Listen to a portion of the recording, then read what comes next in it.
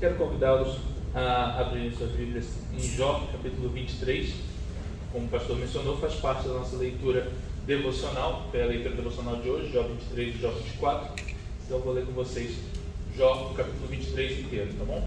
Então você pode abrir aí Jó 23.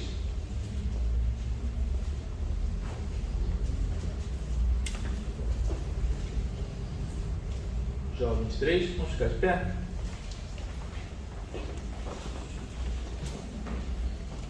Jó 23 diz assim: Então Jó respondeu: Até agora me queixo com amargura, a mão dele é pesada, a despeito do meu gemido. Se tão somente eu soubesse onde encontrá-lo e ir à sua habitação, eu lhe apresentaria a minha causa e encheria a minha boca de argumentos. Estudaria o que ele me respondesse e analisaria o que me dissesse. Será que ele se oporia a mim com grande poder? Não, ele não me faria acusações. O homem íntegro poderia apresentar-lhe a sua causa. Eu seria liberto para sempre de quem me julga. Mas se vou para o Oriente, lá ele não está. Se vou para o Ocidente, não o encontro. Quando ele está em ação no Norte, não o enxergo. Quando vai para o Sul, nem a sombra dele eu vejo. Mas ele conhece o caminho por onde ando. Se me puser à prova, aparecerei como ouro. Meus pés seguiram de perto as suas pegadas, mantive-me no seu caminho sem desviar-me. Não me afastei dos mandamentos dos seus lábios, dei mais valor às suas palavras de sua boca do que ao meu pão de cada dia. Mas ele é ele. Quem poderá fazer-lhe oposição? Ele faz o que quer, executa o seu decreto contra mim, e tem muitos outros semelhantes. Por isso fico apavorado diante dele. Pensar nisso me enche de medo. Deus fez desmaiar o meu coração, o Todo-Poderoso causou-me pavor. Contudo, não fui silenciado pelas trevas, pelas densas trevas que cobrem o meu rosto. Amém? Vamos orar? Senhor, obrigado. Obrigado pela sua palavra. Obrigado porque mesmo quando às vezes os textos podem nos parecer amargurados e tristes, eles contêm a esperança de Cristo sendo chamado e sendo esperado por aqueles que confiam em Deus. E Ele veio, e Ele ainda virá mais uma vez para confirmar essa esperança e para nos fazer muito alegres. Vem sobre nós nessa manhã com Teu Espírito, em nome de Jesus. Amém. Muito bem, irmãos. Queria falar um pouquinho então sobre o livro de Jó com vocês nessa manhã. Estou só colocando aqui o meu tempo, que os irmãos sabem que senão eu me perco. Bom, o livro de Jó, ele contém uma mensagem que às vezes ela pode ser bem difícil da gente entender ela fora de contexto. Ele pede uma certa contextualização para a gente entender o que está acontecendo diante de nós. O que a gente tem aqui em Jó? Bom, Jó é um livro que começa nos apresentando um homem muito rico e aparentemente muito bem sucedido, e em dado momento também, aparentemente, ele é um crente em Deus. Porém, em dado tempo também acontece uma reunião do Conselho Celeste, e Satanás aparece nesse conselho. O texto não dá a ideia de que Satanás faz parte do conselho, mas que Satanás ali apareceu. E quando Satanás aparece, Deus menciona Jó e diz: lembra de meu servo Jó? Em toda a terra não há ninguém como ele, tão fiel quanto ele. Ao que Satanás vai responder: mas é claro que ele te é fiel. Você lhe dá tudo que ele pede. Se você lhe tirasse o que ele tem, ele não seria mais fiel. E então Deus dá a Satanás permissão para atingir a vida de Jó. E as piores coisas que poderiam acontecer já acontecem. Ele perde todas as suas fontes de renda, ele perde a sua família, e até a sua saúde é atacada. De maneira que ao longo do livro nós vamos descobrindo os graus de problemas que essa doença lhe causou. Ele fala em tumores por toda a pele, fala de algo que lhe gera um mau hálito terrível, fala de algo que lhe dá umas vistas escurecidas, fala de algo que lhe dá uma incapacidade quase para se levantar. Jó tem que se mover muito devagar. E tudo isso vem sobre ele. E então Jó se lamenta. E no que ele se lamenta, 3 amigos aparecem para conversar com ele, para tentar consolá-lo. E é aquele caso clássico do sujeito que vem para consolar e na realidade vem para bater mais. né? Os amigos então começam a falar com ele e só vão piorando a situação, porque eles estão convictos de que Jó fez algo de errado. E Jó se defende dizendo: eu não fiz nada de errado. E em meio a tudo isso, o que se espera é ver qual será a conduta de Jó. Jó vai amaldiçoar a Deus? Ele vai fazer aquilo que Satanás propôs? Ele de fato vai abandonar ao Senhor porque a situação está muito difícil para ele? De fato, Jó fica muito amargurado. E esse texto mostra para a gente um pouco da amargura que Jó estava sentindo. Mas esse amaldiçoar do Senhor não sai da boca de Jó. De fato, ele reclama o suficiente para amaldiçoar até o dia em que nasceu, que era uma maneira de dizer que ele queria não ter nascido. Mas em momento nenhum ele amaldiçoou o Senhor. Analisando isso, eu acabo pensando um pouco nessa estrutura de sofrimento, nessa luta que Jó tem que passar, em toda essa corrida que ele enfrenta. E eu não consigo deixar de pensar naquelas cenas que a gente vê em eventos esportivos, geralmente na Copa do Mundo ou nas Olimpíadas, que a gente sempre acompanha, né? E tem uma particularmente que sempre chamou muito a minha atenção, né? É uma história que às vezes ela não é tão contada, mas eu acho ela uma das mais bonitas que eu já vi no esporte, que é a história da Carrie Strug, né? Carrie Strug foi uma ginasta americana. Ela não era mais talentosa do time dos Estados Unidos, embora o time dos Estados Unidos todos fossem muito bons, então ela era muito talentosa, mas ela não era a mais conhecida daquele time. E os Estados Unidos nunca haviam ganhado a medalha de ouro nesse esporte, porque esse esporte sempre foi dominado pela União Soviética ou pela Romênia. Em 1996 a União Soviética já não existia mais e a Romênia estava enfraquecida, também por causa da queda do socialismo. E em meio a isso, eis que os Estados Unidos acreditam que podem vencer naquele ano. E há uma disputa acirrada ainda assim entre eles e os romenos e os russos, mas no último aparelho eles estão à frente. E é necessário apenas uma boa performance das suas atletas para que eles vençam no salto sobre o cavalo. E então, essa moça nem ia competir. Ela está sentada no banco esperando. E vem uma outra moça, essa sim, muito talentosa, muito conhecida na ginástica americana. Ela corre e cai no chão. Ela não consegue executar o movimento. E ao cair, ela se machuca. E então, Carrie Strug é escalada para tentar fazer o salto e tirar a pontuação necessária para vencer. Ela corre uma vez, faz o salto e cai do mesmo jeito que a colega. E então, da mesma maneira, é identificada uma pequena contusão no seu tornozelo. E agora não haveria mais chances. Ela poderia saltar mais uma vez, mas uma vez que ela está machucada, não pode ser substituída uma segunda vez. E então ela conversa com o seu técnico e ela decide ir até lá de novo. Ela corre já sentindo muita dor e ao cair ela tem que cair sobre apenas um pé, porque se cair sobre o pé esquerdo também, aí ela não conseguiria parar em pé. Ela cai em cima de um pé só e fica. E então ela vence. Logo depois ela tenta colocar o pé no chão e ela cai. Ela rompeu o ligamento do tornozelo e teve que ficar por meses parada, mas ganhou a medalha de ouro que ela tanto almejava. O que essa cena mostra para mim é aquilo que a gente vê em muitos esportes. As pessoas passam 4 anos se esforçando para vencer em determinada competição. Um outro atleta certa vez disse: eu fiquei 4 anos em que eu só tive 3 dias de folga. Por 3 dias ele não treinou na sua preparação com o objetivo de ganhar a medalha. Talvez uma medalha de ouro possa parecer para alguns de nós uma coisa muito fútil, pela qual correr durante 4 anos. Mas a questão que me interessa aqui é: há uma razão pela qual correr durante uma vida inteira. E o que nós estamos observando aqui no texto de Jó é um homem que está enfrentando a parte mais difícil da sua corrida. É um homem que está enfrentando aquele momento em que o seu tornozelo está doendo muito e que você tem que decidir se você vai pular de novo ou se você vai desistir tão perto da linha de chegada. Jó estava, como eu disse, sofrendo bastante, mas ele nesse texto mostra para nós alguns aspectos poderosos de como Deus pode sim continuar sendo a resposta, mesmo em tais dias. Bom, então a primeira coisa que a gente pode pensar sobre o texto, sobre o que Jó nos fala é: onde ele está? Jó começa dizendo para nós: eu procuro por ele, mas onde ele está? Ele descreve esse Deus, e ele diz que Deus, ele se assenta num trono de tamanho poder e de tamanha grandeza, ele é juiz de toda a terra, ele governa sobre todas as coisas, não há aquele que possa subjugá-lo. Não há ninguém que seja mais poderoso do que o Deus verdadeiro. Jó não tem a menor dúvida disso, mas ao observar essa verdade, ele diz: mas onde eu o encontro? Eu o procuro, mas não acho.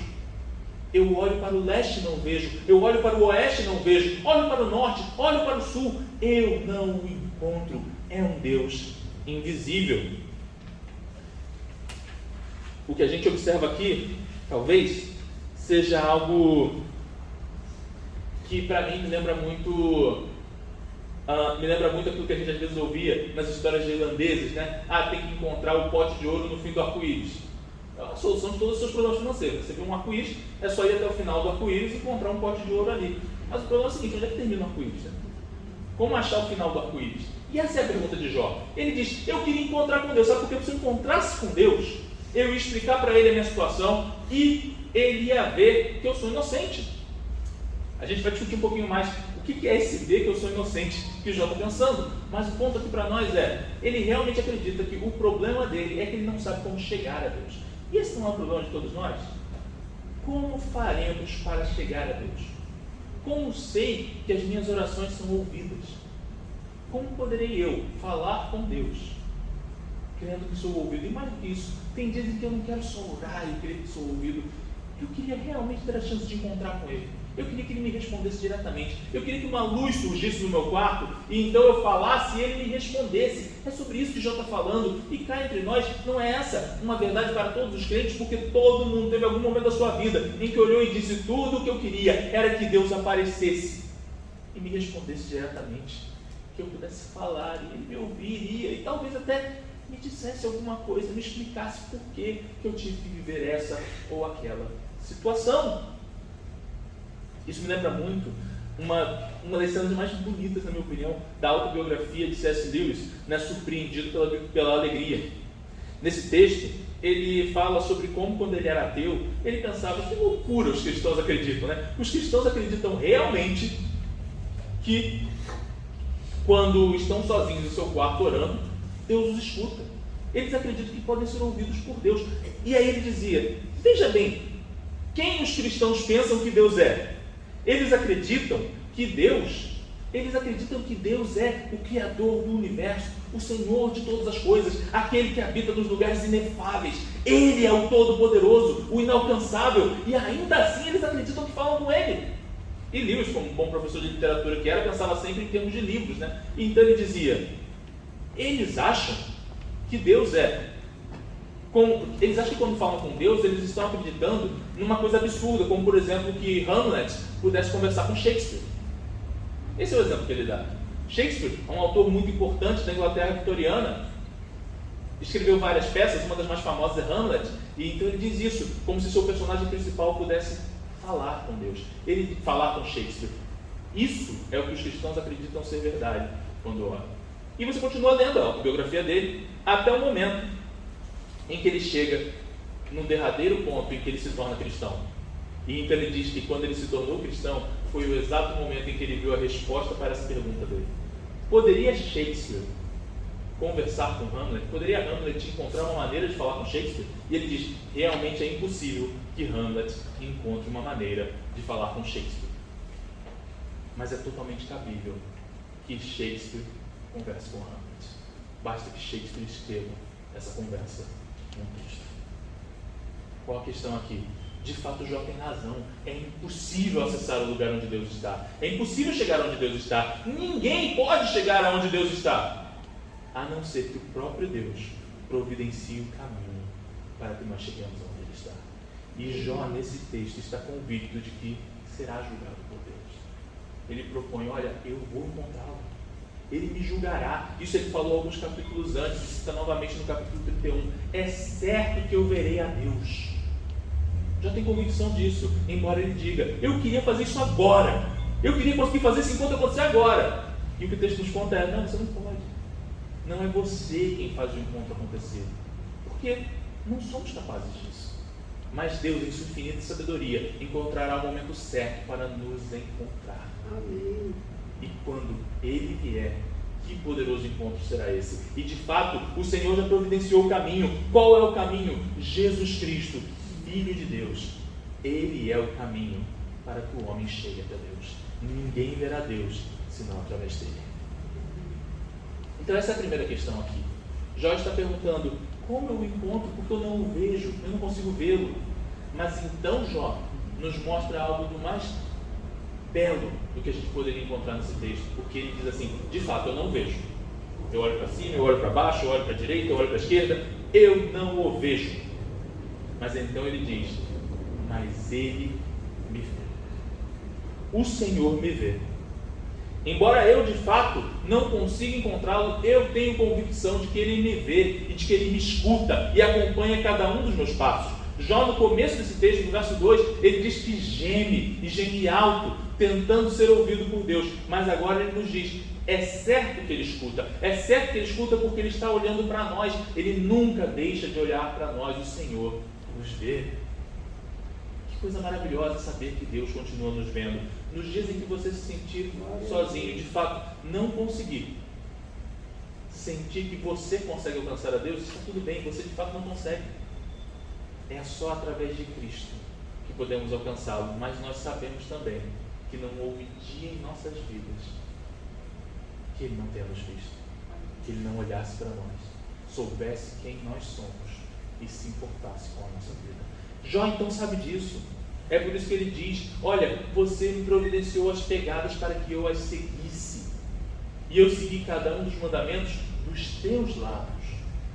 Eu sei que você fala, eu sei que você dá ordens, e sei que você rege todas as coisas, e sei que você instituiu um caminho pelo qual o homem deve seguir, e me esforcei por seguir em tal caminho. Ou seja, o que Jó está dizendo é, embora eu queira dizer a você como você deve agir, e eu não consigo te obrigar a agir da maneira que eu quero, eu estou convicto de que você nunca deixou de me olhar. De fato, a palavra de Deus nos diz que o Senhor não perde nenhuma das ovelhas do seu aprisco. Ele nunca deixa de olhar por elas. O Senhor ainda está olhando por você. Ele nunca deixou de olhar. Aleluia. E Jó então, aí sim, diz para nós que ele queria ficar diante do tribunal de Deus, porque certamente ele poderia se explicar. Eu quero te dar então um spoiler do que acontece no livro de Jó. Ele de fato consegue, Deus aparece para conversar com ele. E quando Deus aparece para conversar com ele, você pensa que então agora ele vai responder todas as perguntas, e Deus não responde as perguntas. O que Deus faz é apresentar novas perguntas, para Jó conseguir perceber a tolice que ele estava dizendo. Meus irmãos, Jó não tinha condições de ficar de pé diante do tribunal de Deus, e é por isso que quando Deus apareceu, o que Jó conseguiu fazer é abaixar a cabeça, pegar a terra, jogar sobre o cabelo e dizer assim, ou melhor, sobre a cabeça mesmo, que estava descoberta de cabelos, e dizer, eu me abomino em pó e cinzas. Como é que eu pensei que eu poderia ficar de pé diante de você? Como eu pensei que poderia ficar de pé diante do Senhor? Tu és Deus e eu não sou. Eu não fico de pé diante de você. Mas há algo de maravilhoso aqui, porque quando ele diz que alguém fica de pé diante do Senhor, ele está correto. Porque há um que fica de pé diante do Senhor. Esse é Jesus Cristo. Esse é o Senhor. Ele fica de pé.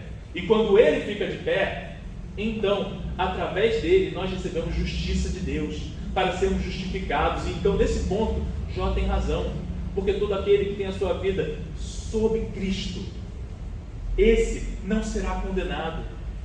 Mas de fato o tribunal de Deus não virá para esmagá-lo. Ou seja, embora Jó esteja enganado de pensar que ele mesmo pode ficar de pé diante de Deus, é certo que há alguém que fica de pé diante de Deus. E esse que fica de pé diante de Deus veio a esse mundo, morreu numa cruz, e através da morte dele na cruz, aí sim nós podemos também ter a esperança de ver a Deus. Aleluia. Conforme Jó tanto pediu, nós o veremos, é certo que o veremos. E quando o virmos, que visão maravilhosa será essa? Que bela cena será essa? Há uma promessa de que um dia estaremos diante dele, e quando estivermos diante dele, já não haverá mais nenhuma lágrima por deixar cair, porque ele terá enxugado todas. Já não haverá mais tristeza, porque todas as coisas tristes já terão passado. Não haverá mais razão para medo. Nós estaremos diante dele. Só que nós precisamos então perceber nisso um chamado também a buscar a justiça de Deus. Jó, com certa razão, vai dizer que ele se esforçou ao máximo por seguir pelos caminhos e as pegadas de Cristo, pelas pegadas de Deus.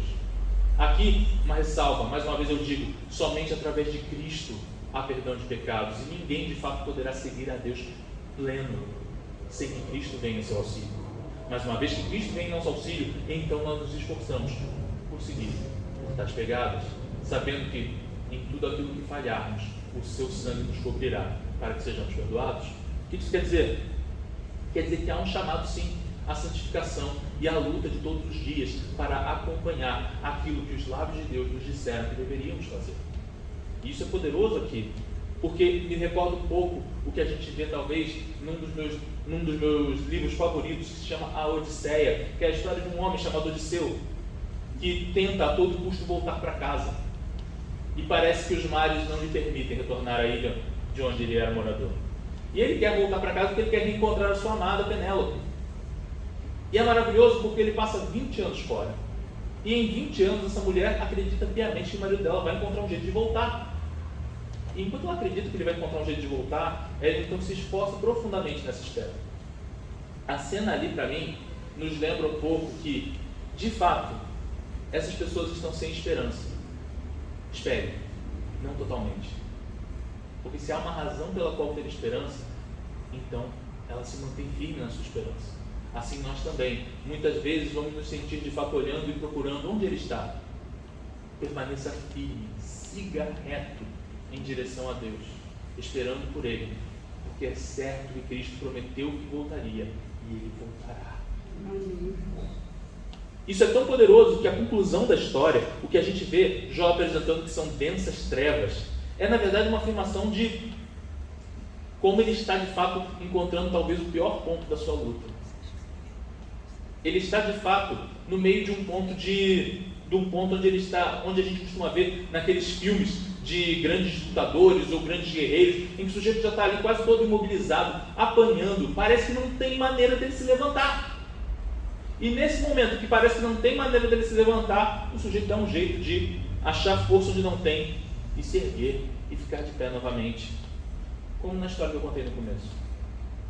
De alguma maneira, aquela mulher acreditava que era muito importante para ela obter aquela medalha de ouro, a ponto de valer a pena enfrentar a dor nos seus tornozelos para conseguir cumprir o salto que ela tinha que cumprir.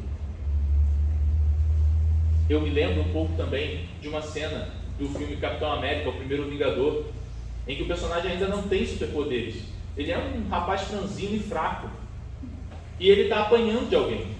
E no que ele está apanhando, tudo que você espera é: meu filho, fica no chão, pelo amor de Deus, para de levantar.